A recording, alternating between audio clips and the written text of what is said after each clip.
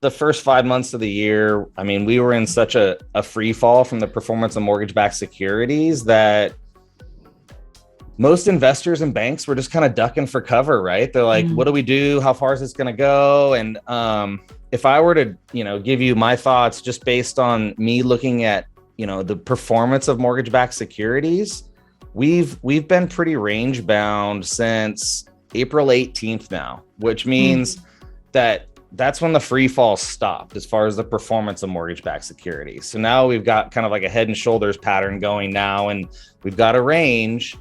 So this is where I feel like investors get comfortable. And so we're going to see rates kind of level off a little. And, we might see some breadcrumbs as far as them actually improving. I'm not going to say drastically. I mean, we're still going to be at a start rate in the sixes on your Fannie Mae, investment properties, and in the fives on your primary residences. But it is just nice to take a deep breath and let them kind of figure things out because, up until that point, I mean, everyone was just crawling under their desks every day because they didn't know, what to do about rates and how far to hedge for that day. I mean, it was pretty unprecedented. So I think long term, we're going to see them probably continue to slowly increase. I just don't think we're going to see the crazy movement that we saw the first part of this year. That's a conversation I have with people too, who are like, oh, I'm going to wait for the big R word to kick in to see, where rates go. My point to them has been, if we get an improvement because we go into a recession, what's the starting point? Yeah.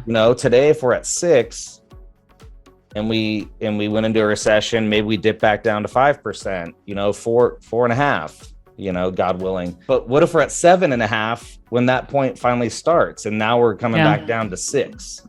Yeah. So, get in and then figure it out and see if you can do better down the road, come up with a game plan to potentially get a credit, to buy down the rate. I mean, to make it work from a cash flow perspective now, I don't think there's really a lot of upside in waiting, in my opinion. I mean, the inventory levels are still, historically low. So there's, you still see feverish activity around properties that are priced appropriately and, presented well by you guys, with the cash flow perspective. And so I don't know, we'll see what happens. Yeah. I mean, it feels like every day is a new day with figuring out what's happening. We reach out to you and your team, at least once a week, and say, what's the latest, what's happening? And because it's good to be updated and aware and educated. But at the same time, the properties are cash flowing now. So even if the market dips and we have reduction in, the amount of equity you have in your properties, you still have a cash flowing asset, right? So totally. We've talked about that on here a lot, that if you stick to your principles and you don't go outside of your principles to stay in the game right now, which is really tempting to do sometimes.